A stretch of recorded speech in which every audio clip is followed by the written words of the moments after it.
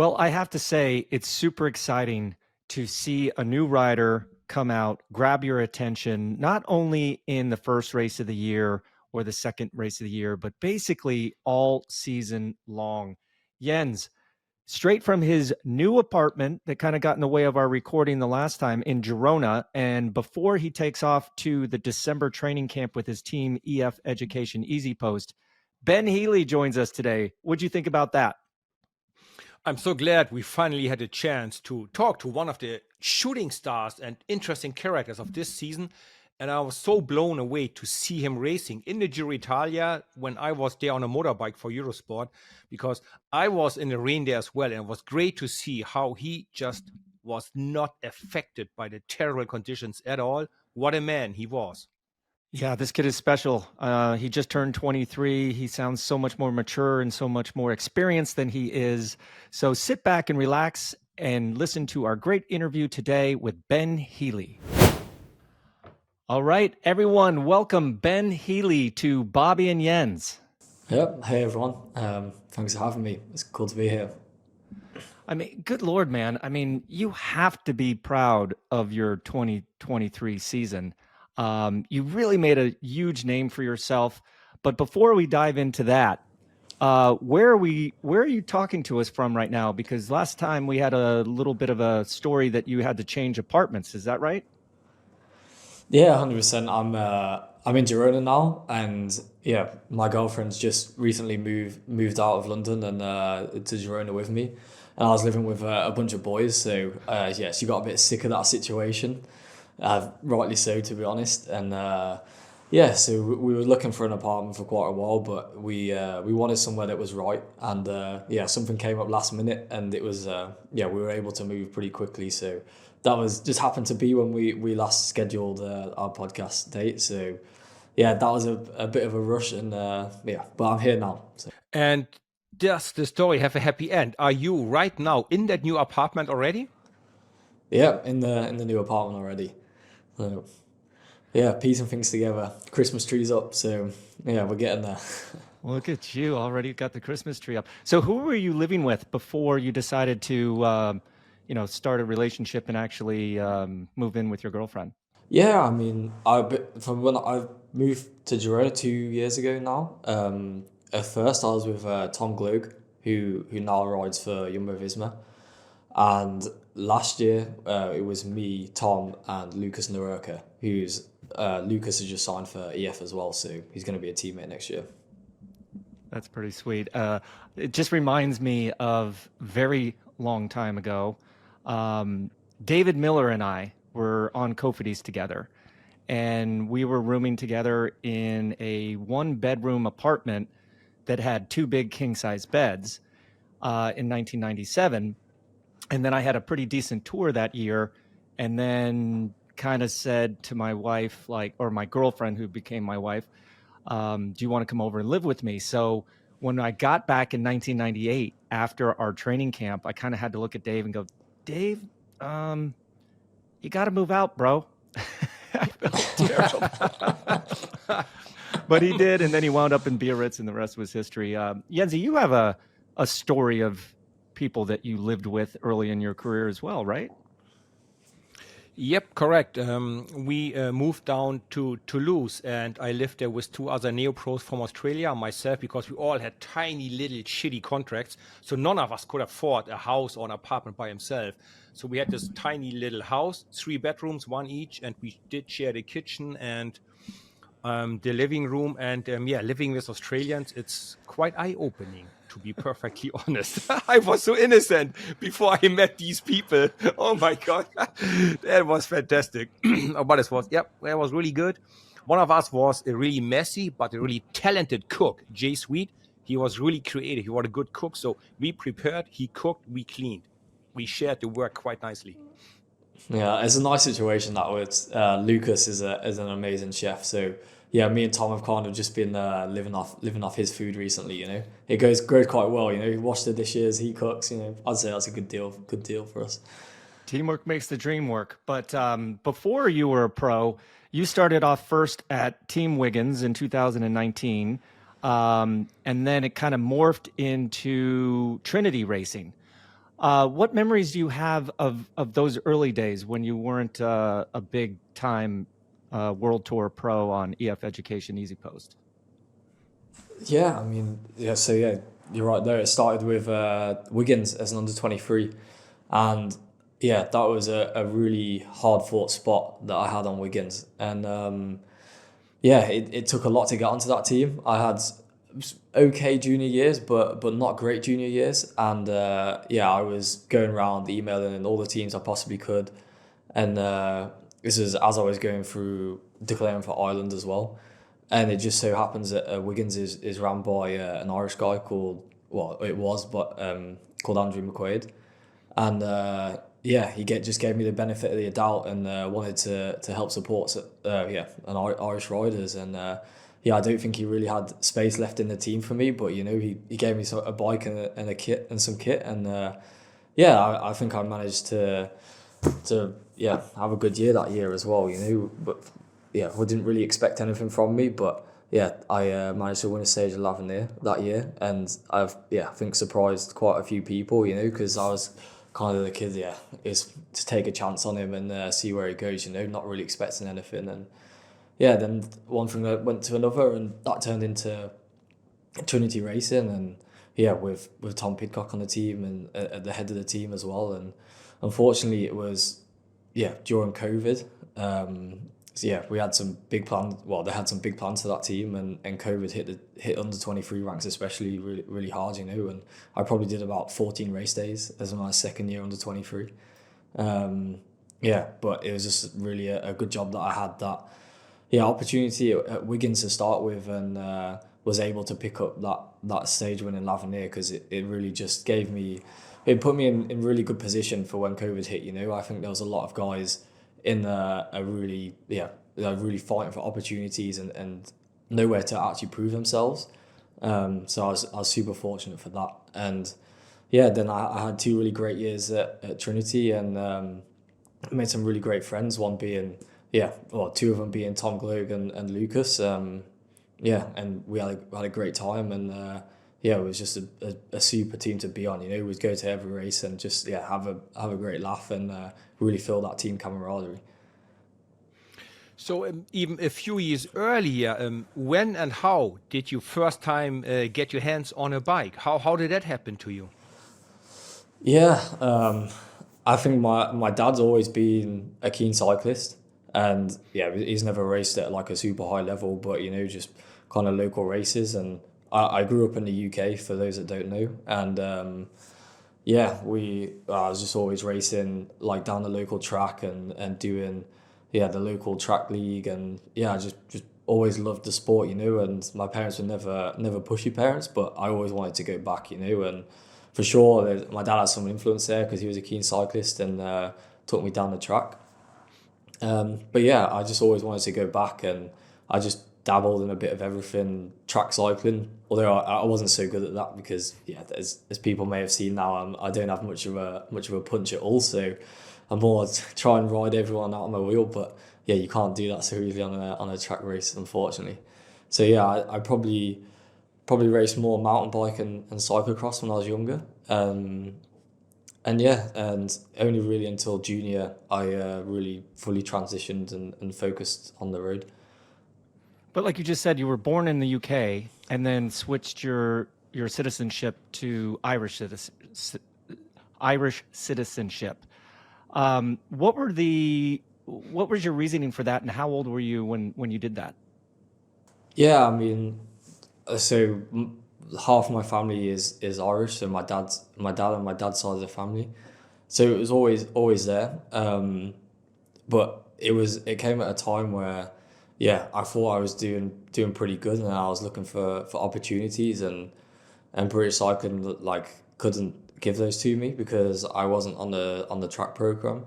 And yeah, I reached out to someone on Irish Cycling, and asked for the opportunity, and was just exploring that avenue of, is it something that I could do?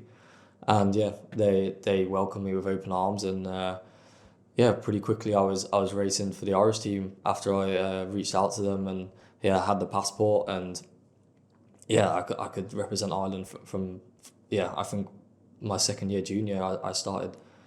And did you ever try any other sports, like whatever, soccer, track and field, or it was just all around the bike? Yeah, when I was younger, I did a bit of like cross country running and swimming, and then through school, just the normal things like in the UK, like football and a bit of rugby. But yeah, anything with a ball, I'm not too good with. I think my hand-eye coordination is lacking quite severely, actually, unfortunately. Yeah, I think. Same here, same here. Yeah, I think quite a few endurance athletes have that, but yeah, but so anything to do with the engine, like running and swimming, I was okay at. But yeah, like I say, the bike was always the thing that I wanted to go back to, and that's what I really enjoyed. Well, you mentioned something about your school days, and I'm super interested to hear about that because I spoke with Jonathan Vaughters, your boss, and he said that you were extremely intelligent. So I'm just curious, having started cycling at such an early age and obviously being quite good at it, what was your schooling and education level? I ask this because, there's a lot of young kids that are aspiring cyclists. But let's face it, a very small percentage of those riders actually make it to the world tour. So what was your level of education and maybe some little advice for young riders? Yeah, I mean, I never made it to university. Um, And it's something that I still think about now that I actually wouldn't mind doing like an open university course just because I am interested in still learning. But for sure now it's finding the time and the motivation. But I always wanted to finish school. Yeah, that was like a pretty big priority to me. And yeah, I finished my GCSEs in the UK, which is up until 16, and then you do 2 years after at A level. And yeah, I really committed to those and made sure I got them finished because yeah, you never know with cycling, even if I had good results at that point where like, when I was 18, if you get injured and you can never ride your bike again, then I always thought it'd be good to have a back in. And yeah, like I say, I do enjoy learning. And yeah, I have a more mathsy brain than an English brain. So yeah, I did maths, physics, and PE, and I didn't do too well in A level, to be honest. Like I'd say it's pretty generous from JV to say I'm super intelligent, but yeah, it's just something I enjoy, I guess, and yeah, I wanted to keep on doing whilst I was riding. Well, and now you made me curious. If the cycling thing wouldn't have happened, where would you be today? Would you be still a student? Would you be a master of physics or a technician? Where would you be? What sort of job would you have? Like if you wouldn't be a I think cyclist? it's such an impossible question, isn't it? That one. Yes, I know. Yeah, I really don't know. I think right at this point, I'd probably still be a student. Yeah, following the physics and maths kind of side, I guess, down engineering or yeah, astrophysics or something like that is kind of where I was heading. But yeah, for sure, some of the maths guys, I'm nowhere near as smart as the naturally gifted guys. It's something that I enjoy doing and I put a lot of hard work into. Well, I know this is the first time that we've spoke, and I could see early on watching you in, honestly, this spring, that you have a different style of racing, and also very, very young. So how would you describe yourself as a cyclist to our viewers and listeners that may not know your name? Yeah, I haven't really had thought about that before, to be honest. I guess I'm just not afraid to rock the boat a little bit, I guess. And yeah, not very traditional in a way. Yeah, I'd say, yeah, I like to chance my arm, and I know my strengths, and I'm not afraid to ride to my strengths, even if there was always questions to start with, like yeah, people thinking it's ridiculous or yeah, like why do you want to try these silly moves? They're just it's fantasy cycling or whatever. But yeah, I believed in myself and I knew what I needed to do and what I can do and in the situations that I can get myself into that favour me and that's what I try and look for all the time. I try and look for opportunities where I know I can win because I'm not the greatest sprinter or I'm not the strongest guy on the most key section, and so you have to work around that and then really try and dissect the race and see how I can race to my advantage. And quite often that is for me going long distance and really trying to play on the group dynamics behind and my strength, which is, just kind of chugging away at a decent enough power and getting aero. I had the pleasure and the honor to eyewitness you for the Giro Italia because I was there on a motorbike for a week for Eurosport or GCN. And I saw you at least twice, I believe, in the break. And it felt a little bit like reminding me on myself because just like you said, I was never a top sprinter, never a top climber. So we have to do something else, right? We have the desire to win, a good engine. So we have to make the race hard for everyone. And that's where then we can shine. In the Giro Italia this year, you think the bad weather helped you? That your motivation was just less impacted by the bad weather? You kept your spirits higher up? Or you were just having the day or time of your life there? I mean, a lot of guys always go, "Oh yeah, do you enjoy riding in the shit weather then?" And I wouldn't say I enjoy it, but I think if I don't dislike it as much as everyone else, like it doesn't affect me as bad. But vice versa, in the heat, I also struggle quite a lot. So yeah, like in the cold, wet races, I just don't think I really have a drop off like other guys do. But on the other hand, when it's hot, I definitely have a pretty big drop off. But Ben, you're only 23 years old. I would say that you had a very typical neo-pro season with EF Education Easy Post, kind of a split classics kind of stage race sort of thing. But I mean, you came out this year smoking. You got a podium spot down there in Spain. You won a stage and finished third overall in Coppa Bartoli. But you really caught my eye in that Italian one-day classic, the Industria de Argento or something like that, with one of those moves that you were talking about, fearless. And that's why I wanted to ask that question, because I'm like, wow, this guy's going to win this race. And I don't really even know his name. He's like absolutely fearless. Then you go into the Ardennes and you do super well there. And then, like Yenzi said, you won a stage in your first ever Grand Tour in the Giro. But how does that what did you do between the winter of 2022 and the beginning of 2023 that gave you this much confidence and this much I guess strength? Did you change anything in your training? Yeah, I wouldn't say it's a really big change in one particular area. It was like every pro cyclist every year works as hard as they possibly can, and I think that's a given.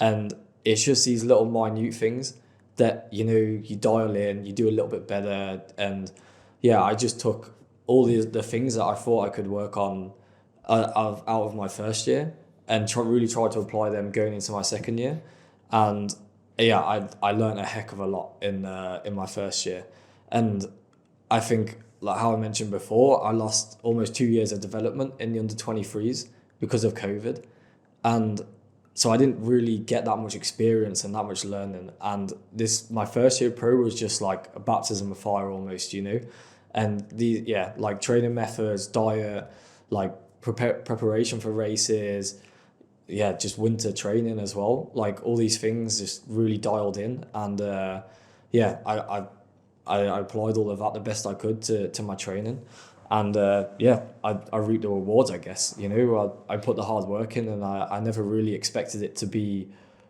as good as I was this year. But I knew I did the work, and I was super excited just to see where I ended up. And it just happens that I've made a really big step up this year, and I can only attribute it to all the little things that have just stepped on a little bit. Another thing, like almost like a follow-up question now with Bobby's question. I was quite surprised and impressed how long you kept the top shape of yours. You're a young rider. As you said, you lost 2 years with your development. So it was kind of like likely you have a start like this and then kind of like hit the peak and kind of like get tired. But you kept it for a very long time, stable. How did you manage that? Did you have an Yeah. advisor? You have a coach to talk to, or you take breaks in between, go back to Ireland and drink a pint of Guinness? Or how did you do that to keep the shape for like 3 or 4 months as on that top level?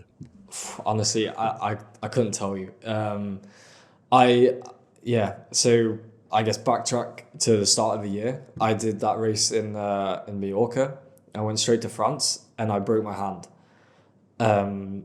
And I've been given this opportunity in the camp. You know, I've got this opportunity to ride the Giro, and in my head, like I really didn't want to let that go. You know, it was a big opportunity, and I really wanted to prove myself. Especially like I'd shown that I had good race on the camp, good legs on the camp, and in the race after the camp, and yeah, I was like really gutted to break my hand after all the hard work, and yeah, I just knuckled down, and I trained as I would on the road, but on the turbo with a broken hand.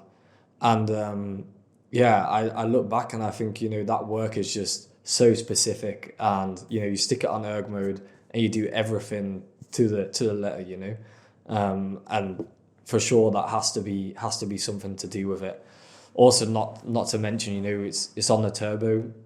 It's you get pretty hot, and yeah, all this research leading into Tokyo is showing heat work is also super important and really beneficial. And then I finished a 4-week block on the turbo of like 22, 23 hours a week, and go straight to altitude for 2 weeks. Yeah, and because that was always in the calendar to have that block of altitude, it ended up with my broken hand lining up, and yeah, the camp was paid for, and I still wanted to go, and I was still super motivated. And yeah, we saw I was going really well at altitude already. So I did Copy Bartley. And yeah, from Copy Bartley, I just managed to really keep the legs and keep the shape. But it was quite interesting actually, because you know, I'd go to the race and I'd feel amazing. But after each one of these races, I was like in a hole, like really fucked, you know? It was like I was pushing my body so deep in these races. I'd get home and like I was hardly training between each race, you know? I went from just race super well. I'd get home, it would just be rest, super easy rides, because I couldn't do anything more than that. And I'd go back to the race and I'd be recovered and have this super high form again. But this was going all the way until the Giro, because after Liège, I was super wrecked, and probably not the best thing in hindsight now. But I went to the wind tunnel the day after Liège, and yeah, that really knocks me about.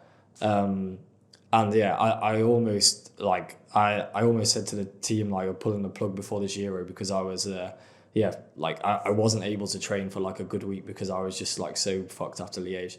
But yeah, I managed to turn it around and yeah, again bounce back for the last race.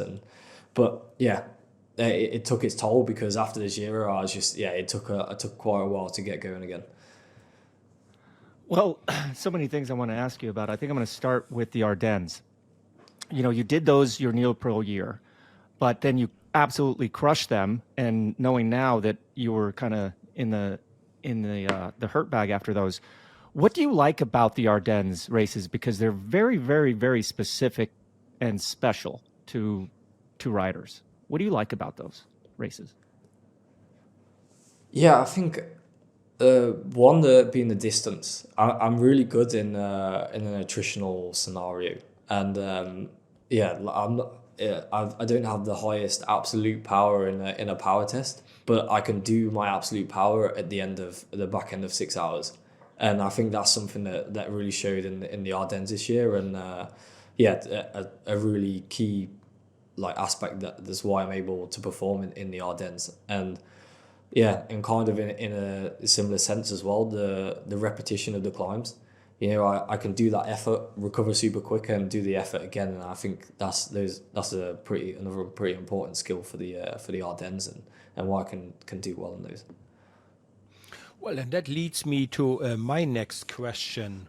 Where do you see the bike rider Ben Healy developing into? I mean, you were great at the one-day classics, at the really hard ones, the Ardennes. You yet seem to be a pretty good stage hunter as well. Tried your hand at GC and I believe Tour of Luxembourg. So where do you think you want to go, or where you think you can go in the future? Yeah, I mean, I saw an article from JV in GCN about me going to the Giro as a GC contender, and yeah, that really panics me. So I think for now, the heart definitely isn't in the GC rider, and yeah, at the moment, I'm just really enjoying, hunting for stages and going for these, one days that I know I can perform in. And if I'm enjoying it and it's still fresh for me, I don't see why I would switch it up now. And maybe in the future, I can play my hand at attempting a GC. But for now, for sure, I'm really enjoying going for these, Ardennes and stages and Grand Tours, and that's what I want to carry on doing for the near future. I just can't believe you were 22 when you did your first Grand Tour, and not many riders win a stage in their first Grand Tour, but you did by winning stage 8 of the Giro d'Italia with that super long solo move. Tell us a little bit about that day and what that victory of a Grand Tour stage meant to you and means to you. Yeah, I mean, I went to the Giro with a goal of obviously winning the stage, and I really really wanted it, and yeah, almost too much I think, because in the previous days when Breaks had won, yeah, I just showed my hand way too early and gone a bit gung ho and trying to get in the breakaways and really show my hand. So yeah, I quickly again had to learn from my mistakes and try and play it a bit smarter. And yeah, that's what I did on stage 8, I think. And although it was still a pretty hard fight to get into the breakaway, once it established, like I knew I had really good legs, and I was pretty comfortable in the fight, staying away from the peloton, and I could already feel that there were guys suffering. And yeah, and there's just that finish was almost Ardennes-esque, and yeah, a really good finish for me. And I knew I could, if I could race it correctly, then I definitely was in a shout to win. And yeah, approaching the circuit, there was three real hard climbs, and the first climb with 50k to go, I backed myself, and I had the TJ in the car. He was against me going solo from that far out, but I really believed I could do it, and so we entered that climb, and I just wanted to kind of see how everyone was going and get a feel for how everyone was feeling, and I was comfortable on the climb, and guys were attacking a little bit to and fro, and guys were dropping, and yeah, you was kind of seeing the stronger guys in the group, and I just wanted to test everyone's legs over the top, and yeah, I went, and no one could follow me, and from there on it was just the time trial to the finish, and ride that last 50k as fast as I could, and yeah, that's what I did, and managed to have the legs to hold it on the day. And So yeah, to win a stage in this year was just it was pretty phenomenal, to be fair, and that's what the big goal for the season was. So to actually do it, and even having the broken hand and being able to do that was it was a really special feeling. well, I guess the entire season, normal pros need an entire career to get that many results like you had in one season. But let us be part of that mental movie in your head. When did you know I really have a chance? When you had 10 seconds, hey, I think I got this? Or when you have a minute to the chasing group, you went, now I have it? And how do you manage the slippery, wet roads, descents? Because it more or less rained every day in the Giro, right? How did you judge how much risk I need to take, or how much I'm willing to give time away to play it safe and come down still standing and then chase on a flat? So what went through your head? When did you believe you have it? And how did you manage the descents? Yeah, so I guess I believed I had it. Only really up until the final climb, I guess, because it was always a minute and a half. But yeah, if I'd paced my effort wrong and I really blew, then you never know. They can, if they really get their act together behind for sure. Like, no matter what, 4 strong guys rotating is going to bring back a solo guy. But yeah, when I got to the final climb and I still had like 2 minutes and real good legs, and yeah, I knew for sure that then I had it. And with the descending, it's just, in my head, it's a case of just getting down as fast as possible without taking any risks. And just taking things smooth, no crazy corners, and if I lose a bit of time, it's not the end of the world, but just stay on the bike is the most important thing to me. And I think sometimes losing a bit of time on the descent is actually not necessarily a bad thing, because then in the chasers' heads, they think they're bringing you back and maybe push it a bit too hard, and then actually then the gap goes out again, and when you can start pressing on the pedals again, and just plays into the group dynamics and some of the mind games. Well, I need to share this with you, what that JV sent me. He said he's a unique one physiologically. Very low drag on the road bike. Can hold the low drag position for hours and hours. Also incredible fatigue resistance. Power doesn't fall off much after 5 hours of racing, which you've said. But how did you actually feel after your first Grand Tour? Was the fatigue level as expected, a little less expected? What was that sensation like as a 22-year-old finishing your first Grand Tour? Yeah, I was completely fucked. I'm not gonna lie, but Of course, we all are after a race like that. But yeah, I mean, I don't have much experience to talk on this matter really, because it was my first Grand Tour and I can't compare it to anything else. But you know, I was trying to defend the blue jersey at the end, and I just had absolutely nothing to give. You know, like I was trying as much as I could, but the legs just weren't responding at all. You know, and that the final week of the Giro was for sure super tough. And I did struggle, and I think some of that's down to the intense racing block I had leading into the Giro, and for sure some of it is just it's a Grand Tour, and I think eventually everyone gets tired. So does that give you any ideas of your program for next year? Are you still aiming for the Giro one more time, or you want to go to the Tour, trying to win a stage there? And what do you think you need to change in your preparing a Grand Tour? A little more rest before, or longer rides to build the endurance up? Any plans for that?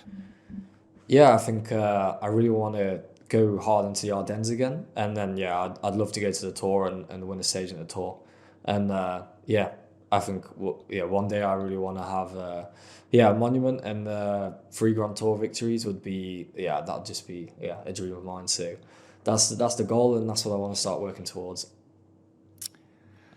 Dang, that's pretty lofty goals, but why the heck not? If you already won one at 22, why can't you just knock them off the list one by one? But you know, you said that you were tired, but you came out and you won the Irish National Road Championship in June, then got second to, I believe, Mark Hershey in the right after that in July. What was the name of that? I can't remember. But it was God, I'm sorry, forget it.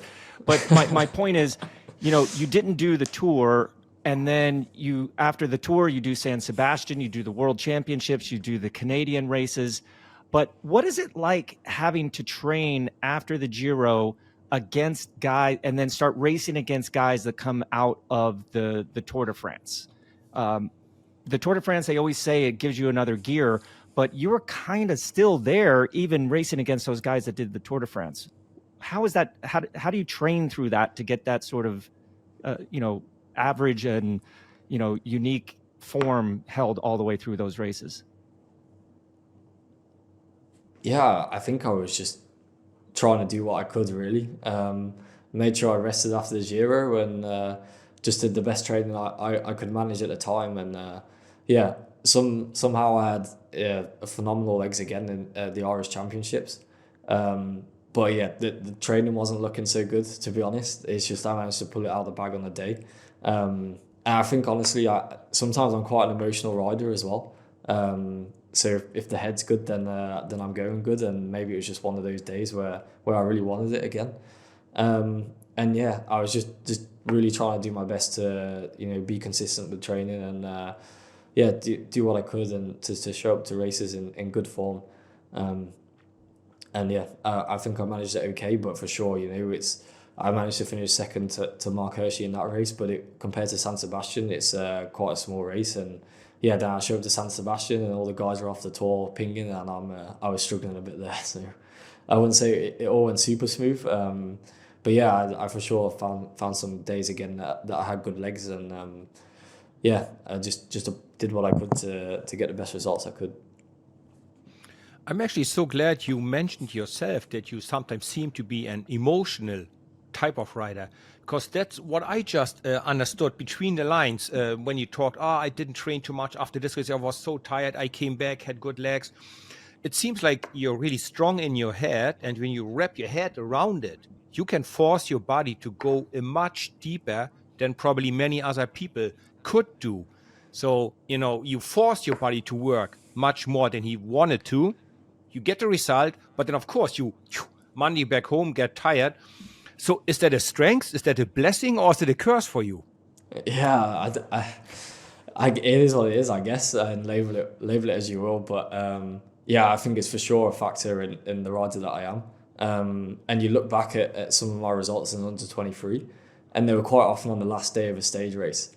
And actually, when you think about it, it's yeah, I think it's just if I haven't got anything out of the race and I do have good legs and I really want it on that last day, I somehow managed to pull it off a few times now. And yeah, I think definitely it shows in my character as a rider now is yeah, when I get the bit between my teeth, I can really dig deep and push my body to limits where yeah, I otherwise wouldn't be able to.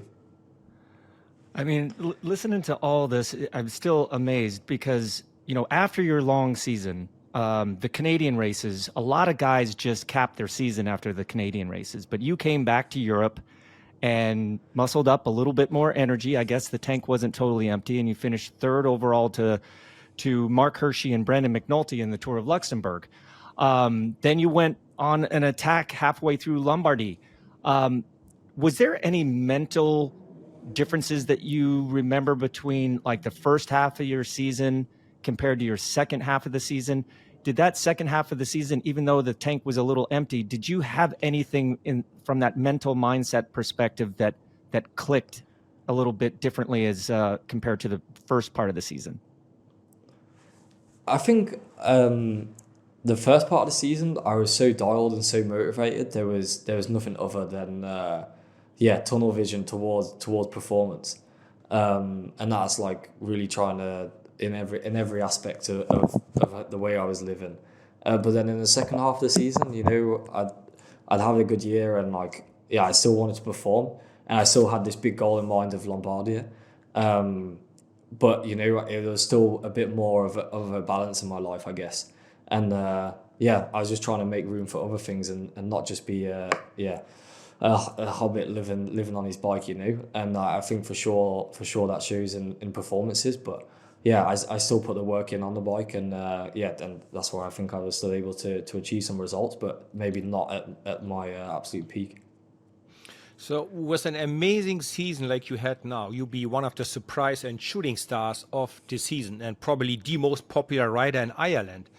I believe you get a lot of attention, like right now, invitations to podcast. Like it's a little celebration here, get a medal there, get another thing over there.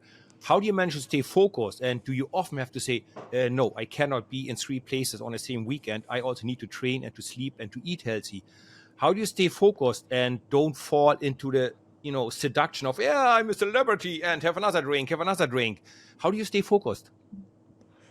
I guess at core, I'm motivated to perform, and I think I know what I need to do that. And yeah, it's all about balance, isn't it? I think, and for sure, I want to enjoy the moment and enjoy the time in the spotlight while I can. But yeah, just at this time of year as well, you can definitely be a bit more lenient on it. But I think as soon as the season starts, and yeah, there's no messing around, and yeah, I'm all in to perform then.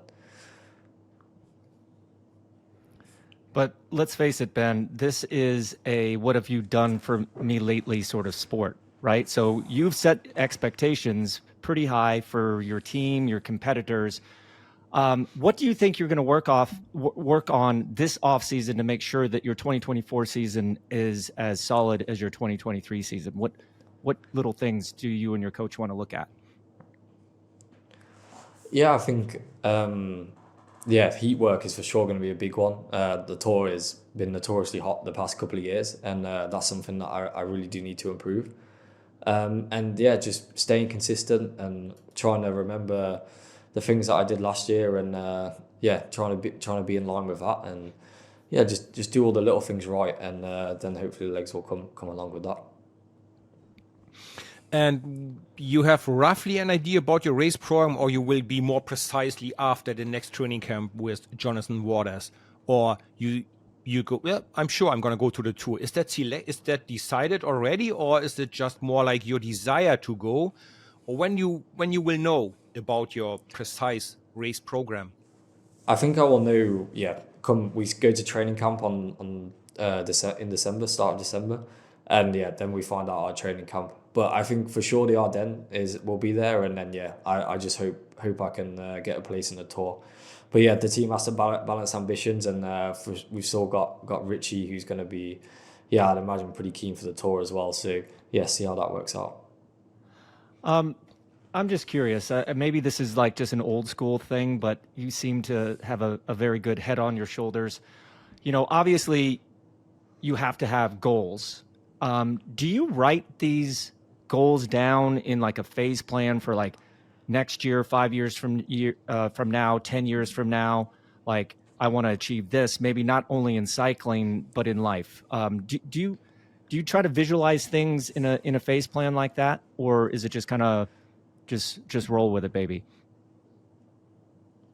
Yeah, I mean, I don't think I've ever written it down, but I for sure think about it a lot, I guess. Yeah, I mean, we have hours solo time out on training rides, and it's for sure things that I ponder on, and yeah, things I want to achieve in my career, and yeah, and also in life as well, and the level of sacrifice you want to make to be the best you can, you know. So yeah, it's something I think about, but I guess it's not something I could physically produce and show you right now. Damn it. So, with your future plans and the races you have the desire to win, that would put you right up there with Sean Kelly and Stephen Roach. You have heard of them because you're still very, very young. Ever met them? Do you had their posters on? Or because I had Sean Kelly's poster on my wall when I was younger. Do you have you feel any connection to them? Or you go, no, I just be my own man. I try to be as good as I can by myself. No, I 100%. I think, yeah, Sean Kelly is definitely one that I think everyone knows. You know, you listen to him on the commentary all the time, and yeah, I just have this idea of him as being that real hard man, and yeah, the guy that can perform in all conditions and on the hardest days, and yeah, that's kind of I feel like I want to kind of relate to that, you know, and yeah, I'd like to think in some ways we're quite a similar rider, and yeah, that's for sure quite motivating, and yeah, I remember one quote from him that's like, yeah, when the weather's shit, he knows that he's beat half a peloton already, you know, and that's something that I always think about when the weather is a grueling day. Oh man. My one Sean Kelly quote that I remember, I was probably 18, and I probably said this on the podcast before, but I'll say it again. They had just got off an international flight coming to the Tour de Pont or the Tour de Trump, and they were handing out sandwiches and bottles of water. And I took the sandwich, started eating it, and he kind of said to the whole bus, "No train, no eat." And right then and there, I was just like, kind of spit out my sandwich because obviously Sean Kelly was Sean Kelly. But you mentioned that you're on your way very, very quickly to your first off-season training camp. And I don't know about you, Yenzi, but I used to look forward to those because at CSE we did a bunch of fun stuff with BS Christensen, and it was great to see the boys again. But then there was other years where I kind of let myself slip a little bit and wasn't quite looking forward to it at the same level. What goes on at these World Tour training camps in December these days, Ben? Yeah, I mean, again, I haven't got much experience in this because last year was the first December training camp for EF, and yeah, all going as normal, training, kind of doing photo shoots and just meeting all the guys and the staff. And one of the things we had was a flu jab, and yeah, the flu jab took me out basically. So I was at the camp for a couple of days, and then I was yeah, flu jabbed up and sent home. So I've only done a couple days on the December training camp. So yeah, I missed out on all the team bonding activities and the big meal and all of this. So yeah, it's going to be a first for me this year as well. So, are you getting maybe a bike fit there in the training camp? Because often in our December camp, we would have like a bike fit, or they would check your position, give you some tips, ideas. And if you get one, would you ever be willing to change your position? You go, you know what? It worked fine for me. Never change your winning team. Yeah, I mean, actually, it's something that EF hasn't really pushed for me to do. I've always just had the bike fit that I've been comfortable with. I think if I ever ask for one or if there's a problem, then there'd be one there. But yeah, it's working for me and I'm comfortable. So yeah, it's something that yeah, I haven't done with the team and yeah, I'm not planning on changing. I still got to remind myself, Yenzi, that he just turned 23. You know, he True. talks like he's Yep. such an experienced rider. But what do you think? You know, I ask this question quite often to riders, and you being a young rider, um, what is like the big difference between the under 23 category when you were younger and then just stepping right into the world tour? I'm always curious. I didn't get to race under 23s, you know, that didn't exist. But what is the style of racing like between under 23s and then straight into the world tour? Yeah, I think honestly, it's I think under 23s is just less control and a bit more unpredictable. But I'd say there's more similarities and differences. A lot of the races that I've raced have all been kind of yeah, quite similar, I guess. Like, you know, it's a break or go, team or control, and then you have a hard final. Just every now and again, you get these chaotic days where, yeah, everyone's playing a bit of chicken and it's 23, and yeah, you get a massive break going, and the race is just thrown into chaos. But I think every now and again, you get that in the World Tour as well. So, yeah, it's just maybe the races are a bit longer in the World Tour as well, so a bit more attritional.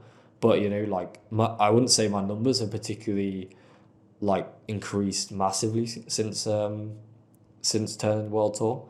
It's just I can go for longer. And I'd say that's the biggest difference is just the attritional racing and maybe a bit more structure within the race as well. Quick free laugh at my expenses for you, Ben. When we just said you're 23, 2 of my 6 children are older than you, both sons. They're 28 and 24, so I have children older than you. Yes, so I guess, yes, you have all the right in the world to be still a little young and unexperienced. One thing I remember about these December training camps, they were like an early Christmas. You get a brand new shiny bike, like 5 pairs of brand new racing shoes, a suitcase full of clothes, all the goodies, little toys to bring home, like little massage devices and whatnot.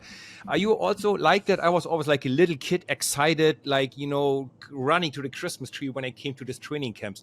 Is that something you like, or you go, it's just my tools I need for work, or you like getting new stuff like I did? No, I love getting new stuff. You know, it's yeah, something I've always dreamed of. You know, is getting the free bike and yeah, professional kit and all of that sort of stuff. So yeah, it's like a little kid whenever you get all that stuff thrown onto the bed. I'm opening it all up and checking it all out. You know, and yeah, being in Girona, you get the bit of a sneak peek of what the kit and stuff is looking like as well. If you because the service course for EF is in Girona, so yeah, every now and again I'm like nipping in trying to see what new bikes and mechanics are building and what new sponsors are coming in. So yeah, it's for sure something that I'm love and yeah, that I never want to take for granted either. You know, yeah, it's something that yeah, your little Ben would have going crazy about. So yeah, I think I always will.